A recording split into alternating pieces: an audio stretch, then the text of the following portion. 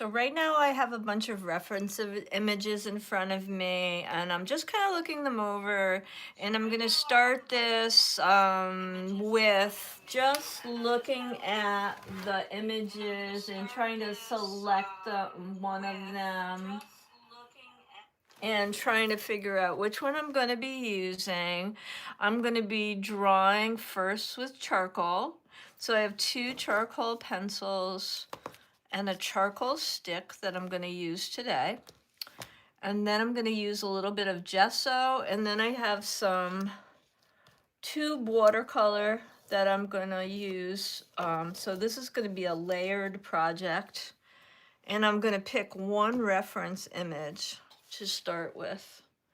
So it's just about 1/4 now, and I'm going to be doing an exercise like this one that started with just one image, and I used this image when I did this one little study. So I didn't directly copy it. I used it as an inspiration as a reference and a light reference when I was doing these three faces. And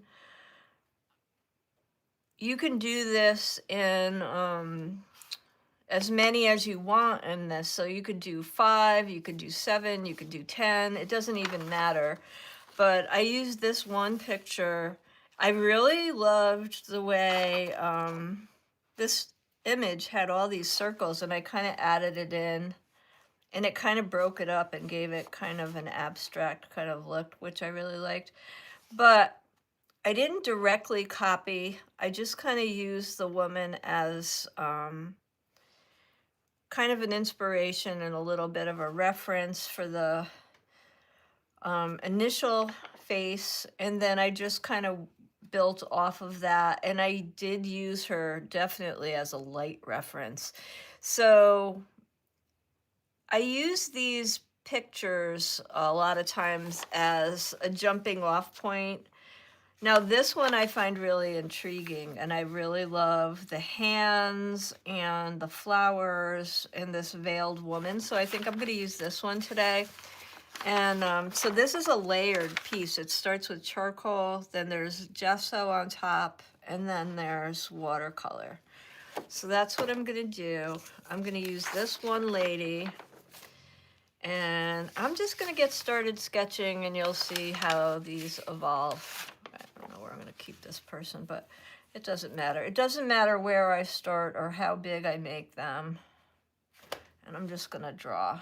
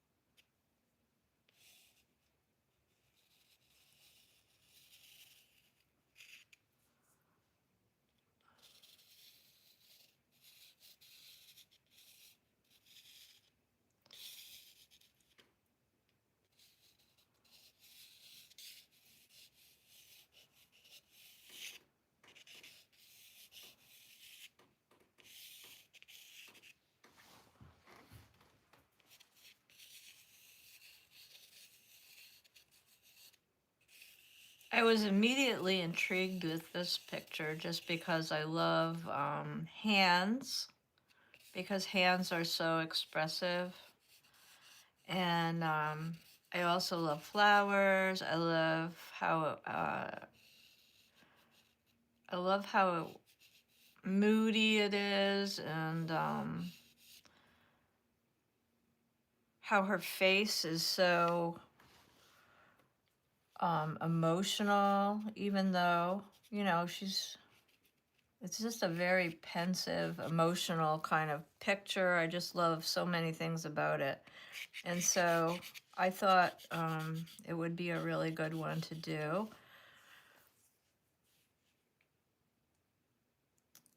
So those are the kind of things I look for. But when I did a search, and I think I just did a search maybe on Pinterest for these pictures, I just put in black and white vintage photo reference.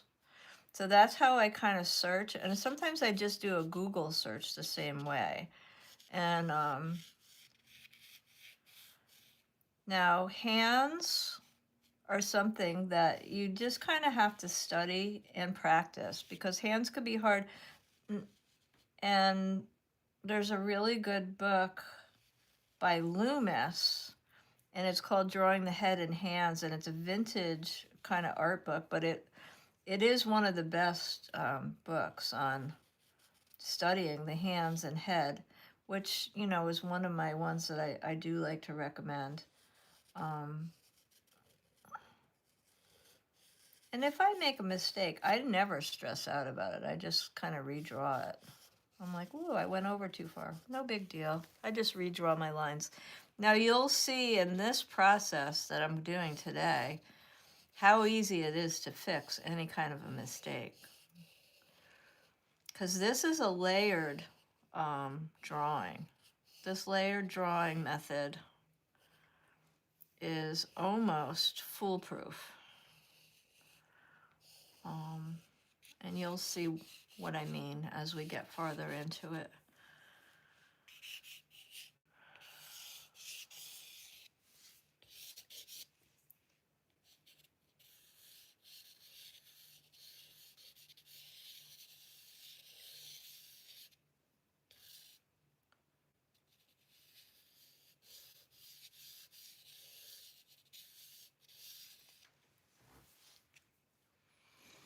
So this week I talked a lot about finding your art style in my video that I put out this week. And so one of the things that repeats in my own artwork is the female form, animals, flowers, plant life. So this is right up my alley, and so are all these other things. I do a lot of faces and things in my work. So now I'm going to do this one again, but I might, you know, start to do a little bit more of a takeoff. Now I have a charcoal stick here, and I'm going to do this again, but I may, you know, I may change it a little bit. This is a softer. And when you go softer, we might be a little messier, which is all right, because, you know, it's going to be layered. So when we're doing the layers, a lot of the mess goes away. Now, I'm going to just see, for grins and giggles, what happens if we open her eyes, okay? So let's see what happens if her eyes are open and looking this time. Maybe she could still. I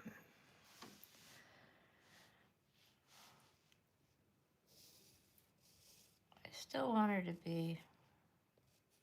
I want her to be moody. I don't want to lose the mood of this, you know.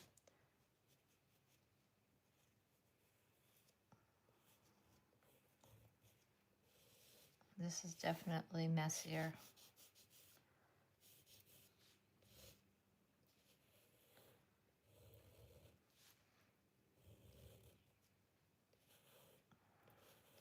So the charcoal stick is very soft and smudgy, so it's going to make kind of a bigger, smudgier kind of mess, okay?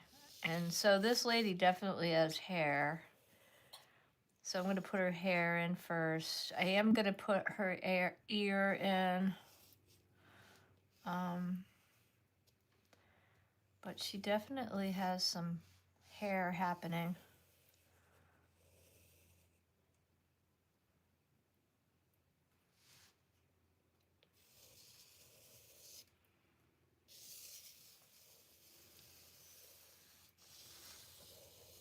She has a veil.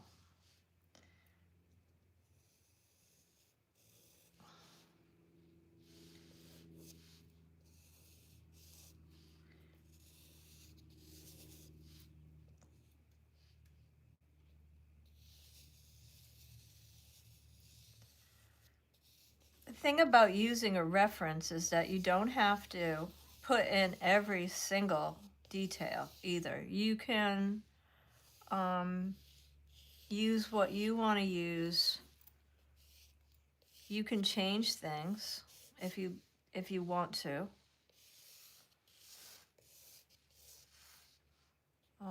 You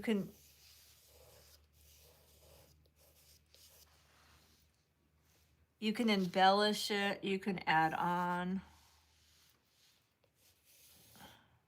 Just because you don't see it in the picture does not mean you can create something different, you know. So I am going to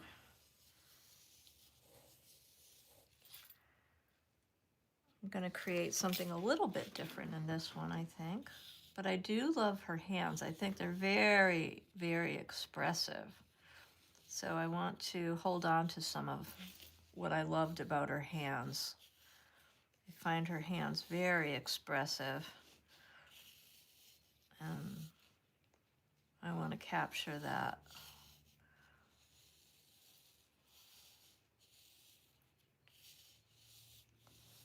In my picture.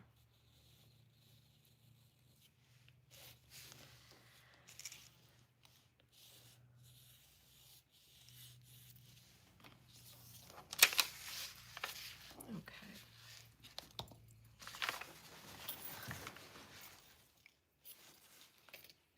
And this one,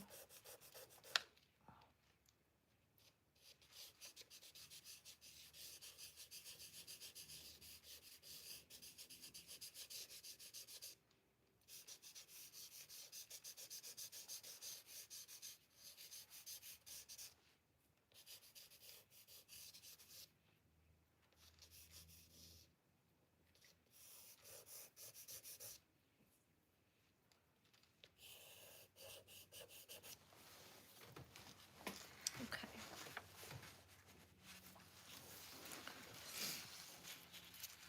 I kind of like her with her eyes open.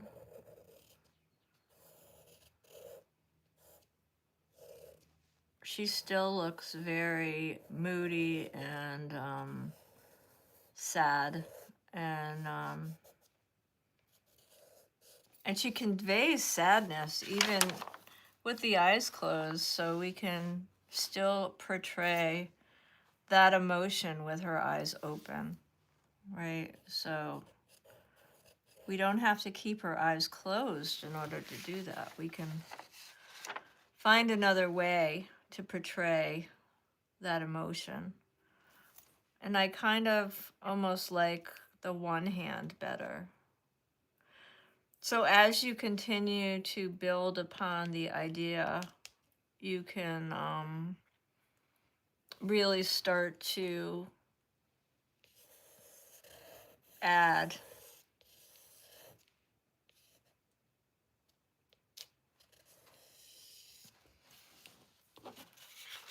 your own voice a little bit to each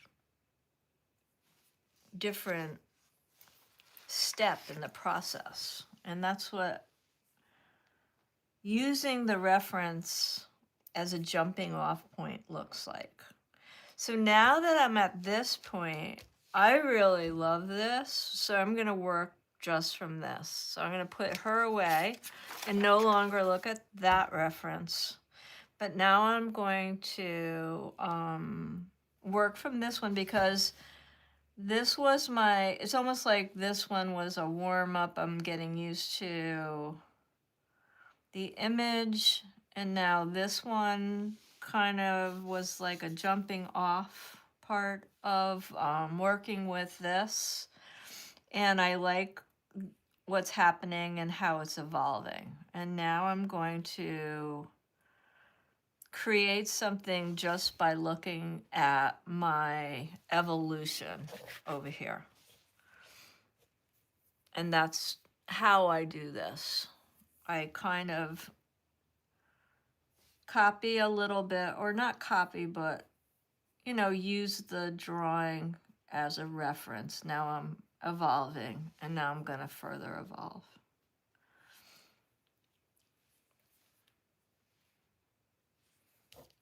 I really like having, when I'm using the big fat charcoal, because I can't get very specific or refined,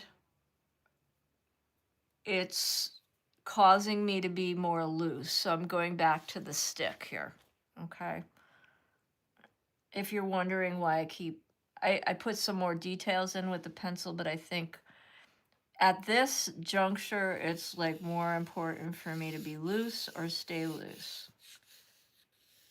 If you really want to stay loose, you can put the tool in your non-dominant hand, and that will help you to stay loose.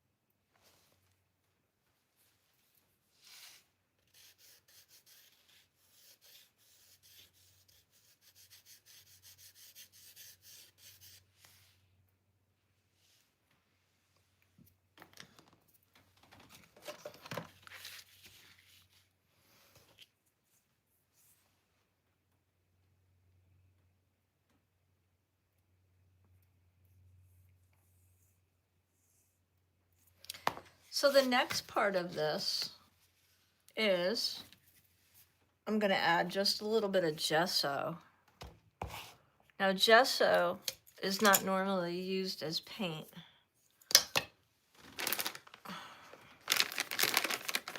So I put a little bit on my palette here. And since this charcoal is so messy, I always have baby wipes in my studio, so I just use them to clean my hands. I'm gonna get all this charcoal because it gets all over everything. Now in mixed media, we very often use charcoal in ways that you wouldn't normally use it, because normally we would use gesso as a ground underneath paintings on canvas, but in mixed media art you very often use it in other ways. It adds tooth to the paper. You can use it as a ground on watercolor paper, but you can also use it in combination with other mixed media. So in this case, I'm going to go over this stuff. Now, if I put a thin layer of this on and I'm not adding any kind of anything to it, it is going to cover up the charcoal drawing, but it also, it's not going to cover it up completely. It's going to set the charcoal, so the charcoal is not going to move after I add it. And then I'm going to add more layers with the watercolor, but it almost kind of blends it a little bit and starts to, it'll move the charcoal quite a bit. Not so much on the one I did with the pencil because that charcoal isn't quite as soft, but it softens the drawing quite a bit. I love the way it adds tooth to the paper. It kind of softens this whole drawing just a little bit. If it covers a little bit of it or you lose a little bit of it, don't even get nervous. We're going to paint back into it. You're going to be able to clarify. That's why I always say not to worry about any kind of mistakes or anything. This is really going to move this part of the drawing, and I'm not going to worry about it at all because I know that I can get it back, and I'm not going to freak out. I love this whole process. I think it's really fun, and my picture is going to look very different when this is done, so I'm just going to go in, and I know that I'm losing some of it, and I'm not going to worry about it. And the gesso dries really quickly, especially if you put it down and it kind of thin like I'm going to do. So I'm not going to worry about any of that. I'm just going to go over my drawing. It's going to look very messy. And you're going to say, what did she do? Why did she do that? Don't worry. That's what my other painting looked like. The other one that I showed you before, and it came out so good. I was happy with it. So it just kind of smudges this all away. And I'm kind of carefully painting it because I don't want some areas too dark. That's why I kind of keep dipping in and pulling away. Now, it sets everything, right? So it sets all this. So once I put the gesso on, you will not be able to see all of this stuff is just not going to move anymore once I do this. Okay. This lady's also very soft. So if we lose her or lose parts of her, I'm not going to worry.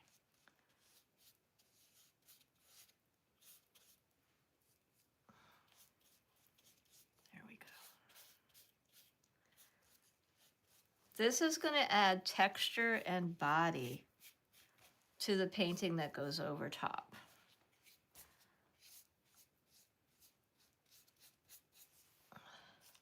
All right, it might need a little bit more. So this is just a Liquitex Basics gesso that I'm using here. That's what I usually use. I even use that on my canvases and stuff. I don't find it necessary to spend a lot on gesso. I actually prefer the Liquitex over any other brand as far as the gesso goes. I've used other brands and I just don't really like them. I like Liquitex mediums probably better than any of the other ones. I use them pretty much exclusively. Their matte medium is so great. And I've used all of them. I've used Golden, and I just prefer the Liquitex pretty much overall.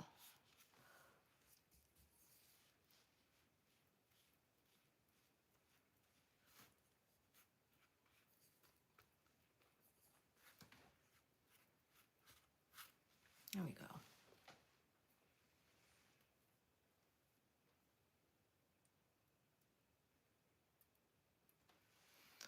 Okay, this is gonna help.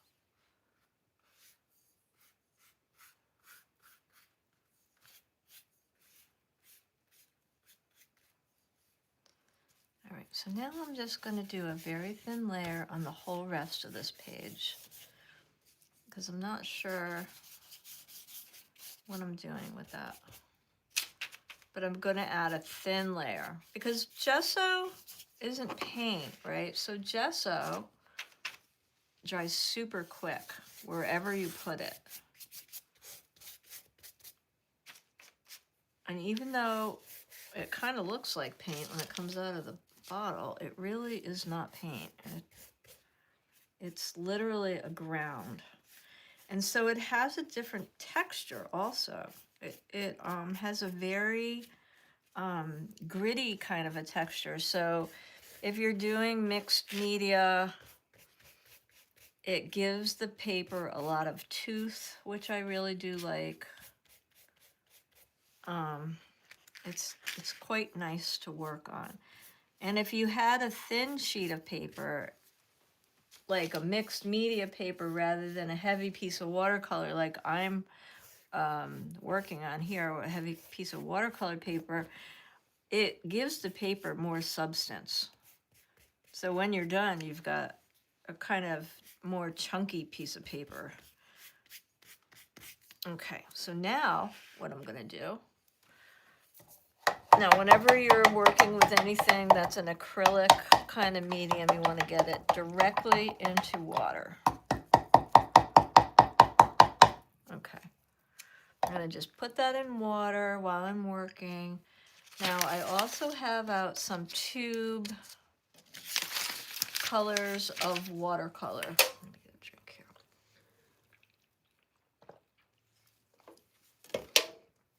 here. And the first thing I'm going to do is I'm going to start out with just some black. Let me see. Okay. I'm so weak that I have to use. Have you ever had those tubes of color that just get welded shut? I have a special pliers that I use to open them so I don't squish the tube to death. That's what I do. I have my special paint opening pliers. Okay. So now I'm gonna just put out a little bit of the black. And it's like I almost need to have my baby wipe handy here. All right. Now I'm gonna go for a watercolor brush. And I'm gonna start on this first one here. And I'm just gonna go back in and I'm gonna refine some of the details here. And let's see if I'm gonna keep my lady just for, now I'm just gonna use her as kind of a light reference, I suppose. Okay. I'm just gonna keep her on the side there. And what I've done is I'm just kind of working from my painting. Now this one I can see fairly well. And I'm just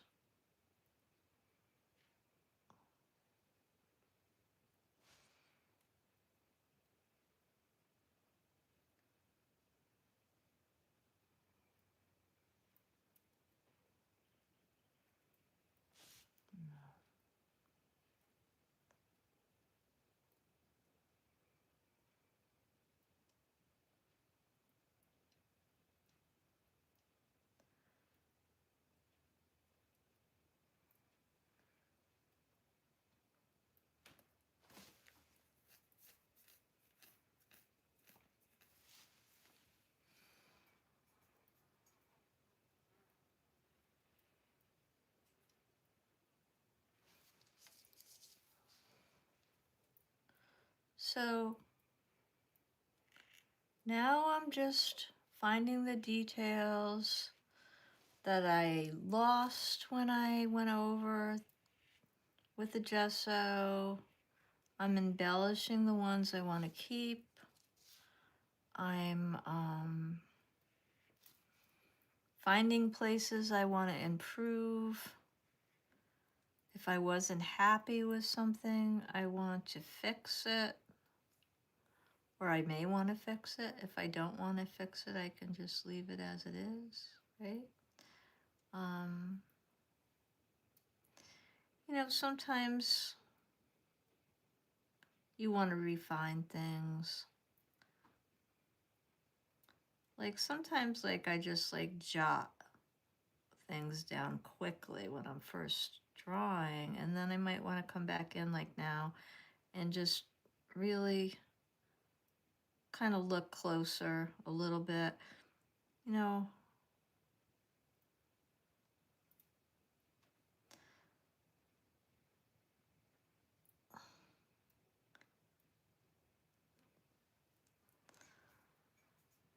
the hands are a delicate thing, so you kind of want to really look maybe the second time a little harder at that.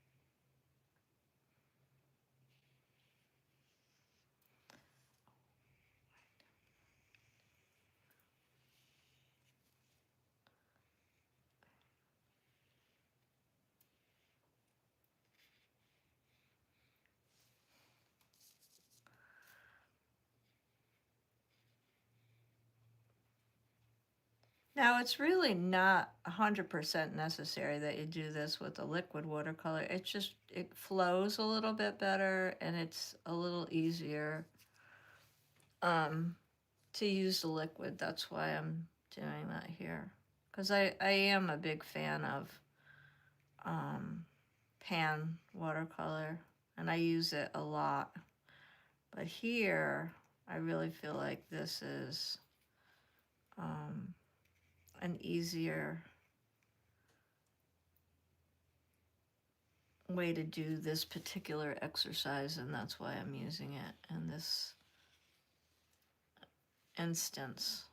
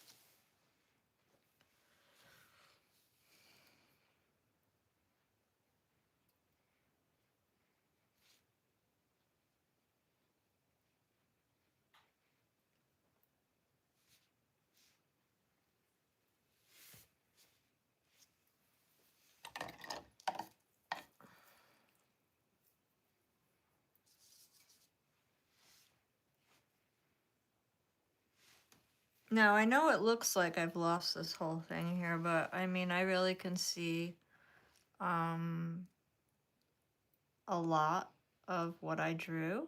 And so it doesn't really concern me that my original drawing, a lot of it I can't see, but I'm not really worried about that. Um, because I know I can redraw it. And this is just lots and lots of practice drawing. The more you draw, the less fear you have of drawing, and the less precious your individual drawings become, and the less afraid you are of losing anything. I mean, I've had people that are so afraid of drawing, and the only cure for being afraid of drawing is just to draw more, because you really can't, you won't get over it until you just keep drawing. Um,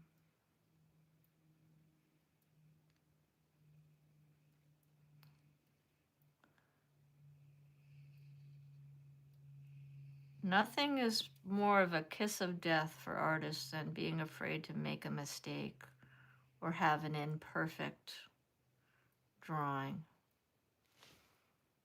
Just let things evolve and let things just unfold and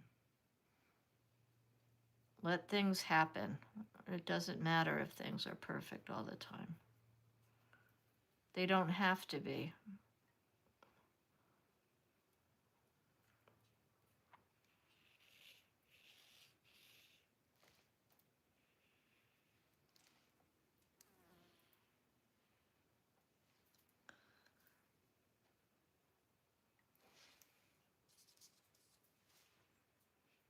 I kind of really like this lady because she had a more direct gaze into the viewer.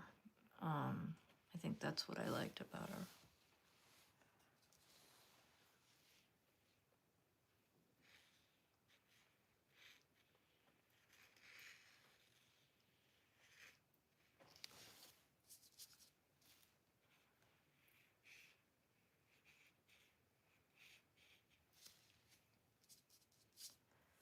I don't know if the drawing, I don't know, I don't want to say that the drawing was a better drawing. I just think that her look was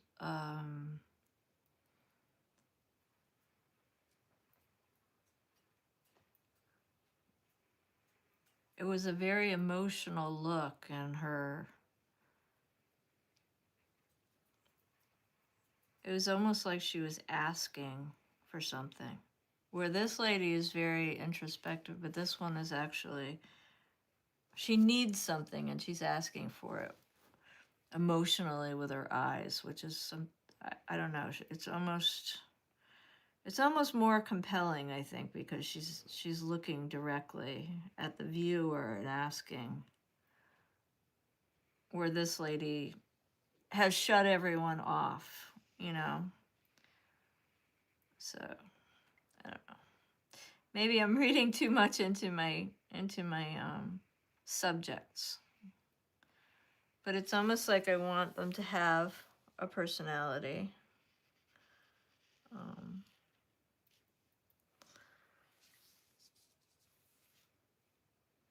There's definitely a lot I could do with a painting using some of this imagery. And again, it's not going to look probably even like these studies, but I like the feeling of these studies.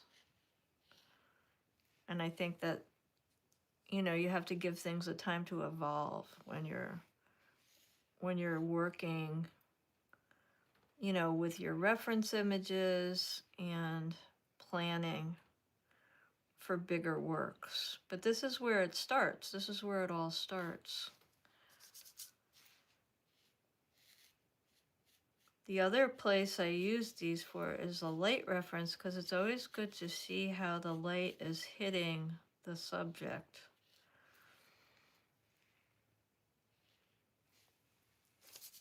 And I am doing that right now. I'm just looking at this lady's face. She's very dark on this particular side. Most of the shadows are on this side.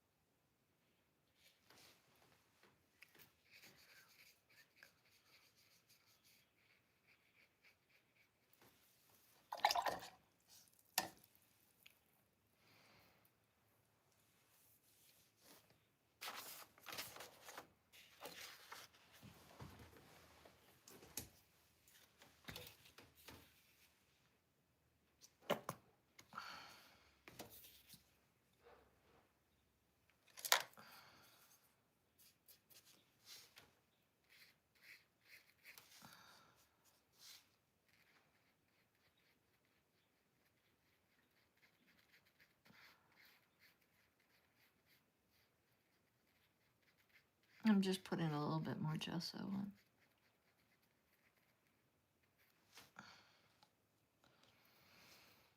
So when you're doing layering, sometimes it's a process of putting in and pulling out and putting in and pulling out, and that's okay. It's, it's not about being perfect. It's just, it's a push and a pull, a push and a pull, and a push and a pull, and it's, you're just dipping in and pulling out and putting back and finding an expression, how you want to express. These aren't finished paintings. You're just playing here.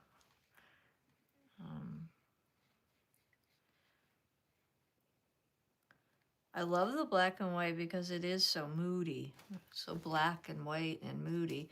Now I'm going to be putting a little bit of color on here after I excavate this last person. And let's see.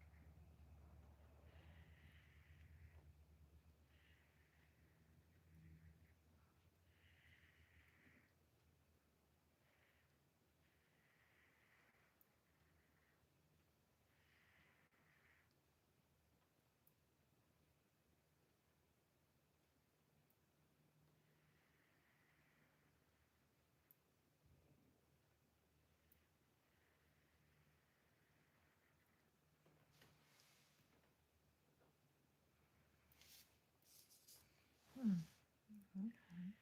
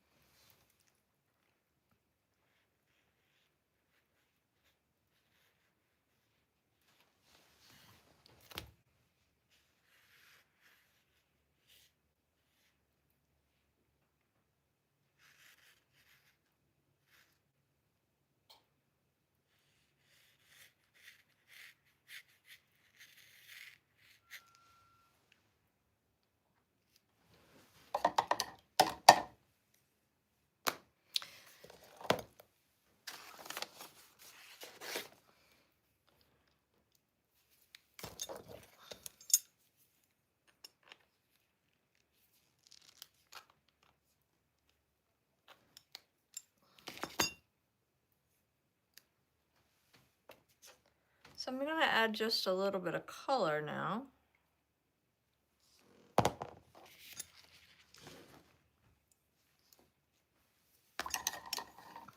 Add a little bit of red now.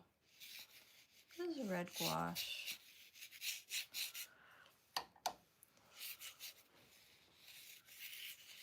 The watercolor does not act the same way over gesso that it does on regular watercolor paper. It's going to flow in a different kind of way. I might add a little color to some of these flowers, maybe. And this is, I'm not really trying to paint this now. I'm just trying to go over and highlight some areas. And this is, again, this is really just because this is for fun and not really a finished painting. And it's a study, you know, so I'm kind of experimenting and playing here, so, you know, I can kind of play with and embellish this any way I want. And, you know, you can do these any way you'd like to do them. You can do several small ones. You could do as many large ones as you want. I usually try to keep the color very simple. I try not to do a whole bunch, but I mean, you can really do whatever you want on your own.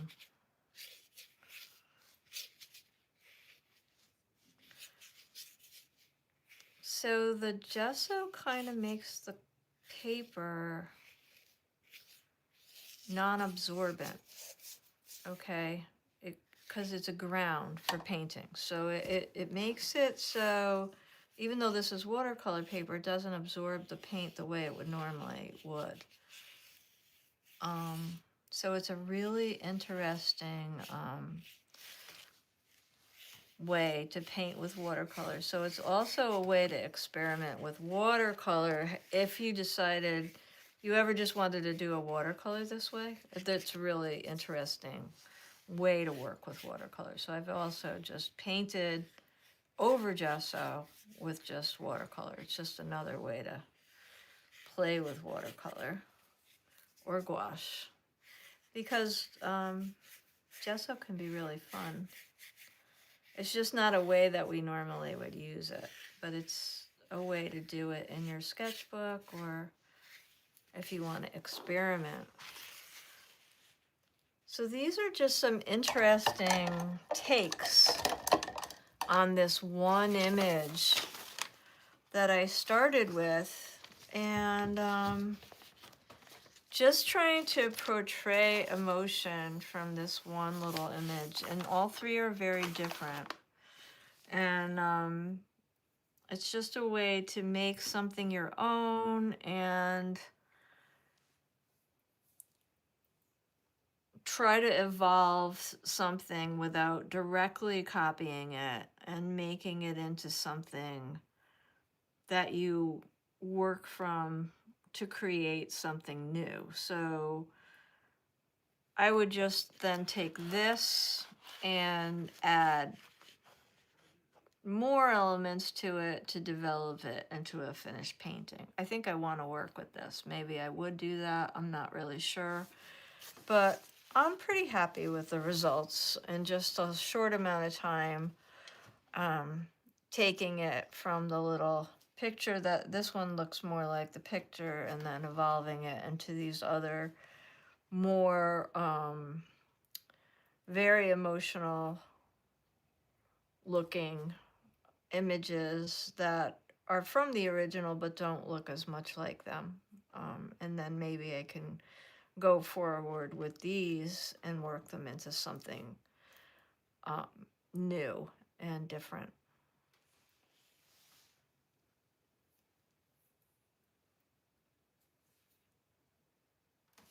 So I think I'm going to end it here, and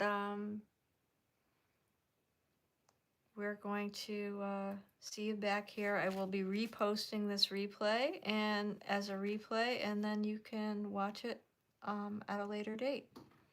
Thanks for joining me today.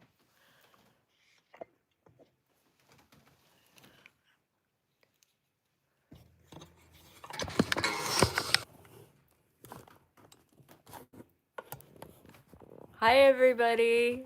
All right, so I'm going to be signing off in a minute, and I'm so happy you all joined me, and I see you on there, and I want to say hi, and thanks for coming. So great to have you all here.